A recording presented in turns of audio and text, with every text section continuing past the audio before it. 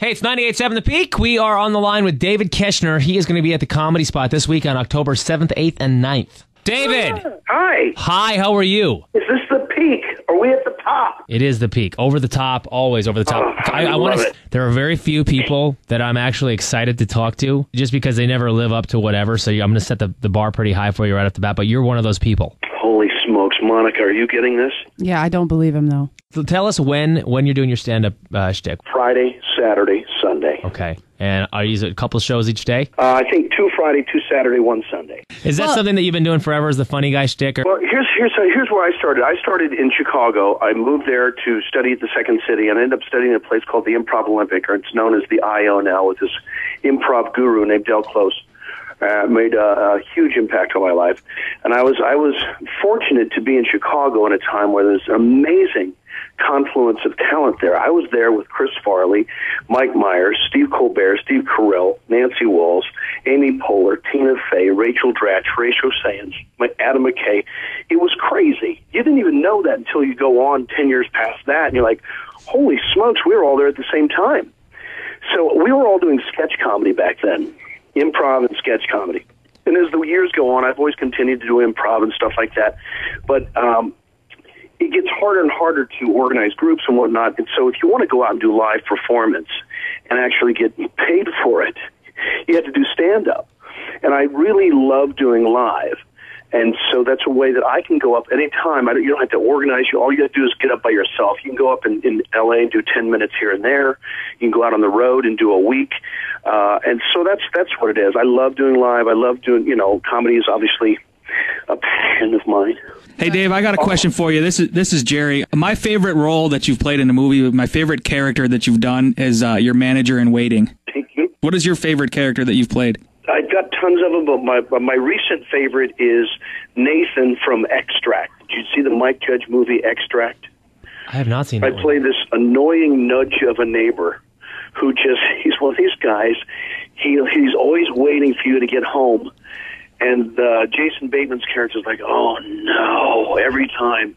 There I am. He thinks he avoids me. And in one scene, I literally run in front of his car. Oh, he just goes on and on. So how you guys doing? Listen, there's a charity benefit I'd like you guys to sign up for. It's a great cause, and gosh, it's a good time. What do you say we go, maybe we double, that kind of guy. And you're like, oh, Lord, no. To flip on the backside of that question, David, what is your least, out of all the movies that you've made, what one that we would have known, what's your least favorite? What's one that you just go, ugh?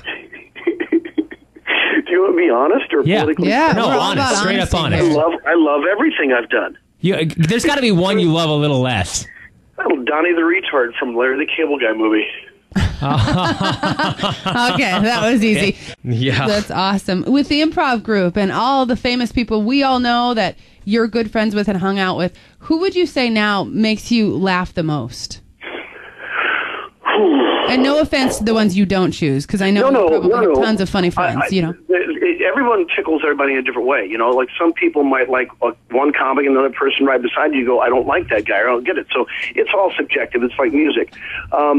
Who do I like the most? Here's the thing. If you know a guy, Adam McKay is the writer-director of a lot of those Will Ferrell movies, right? He wrote and directed Anchorman. And if you had a conversation, if you hung out with McKay, you would be laughing so hard you couldn't believe it. That guy, his mind, I say, is like a gravitational pull. It's just... It's immense. It's magnetic. So he makes me laugh very, very hard. There's a bunch of guys that you don't know that make me laugh very hard. Guys that used to write on Conan or still write on Conan. Guys like Kevin Dorff, who's a dear friend, Brian Stagg, Brian McCann. Andy Richter's a great friend of mine. So it's one of those things like this, the difference between hanging out together and laughing and doing bits. Jerry Collins, one of my dear, dear friends who's been a writer in Hollywood forever. I laugh hard. Which is so stupid to say, I guess, in a conversation. But a lot of times it's just people you don't necessarily know. Right. But of the people that you know, McKay, I guess, Will Ferrell still kills me. Right. Still kills me. I did a benefit with him recently, and he did this bit where he's playing himself, Will, and he says to the audience that you don't know that one of my passions is juggling. And I'm embarrassed to admit that I've forgotten to bring my balls tonight. But regardless of that, I am committed to doing the act for you. So he does this 8-minute juggling act without any balls at all. It was surreal. This weekend at the Comedy Spot? Yes, Comedy Spot this weekend. It's been fun standing on the peak. Awesome. With you two. David, thanks for hanging out with us, man. Right on. Have a great day. Appreciate it.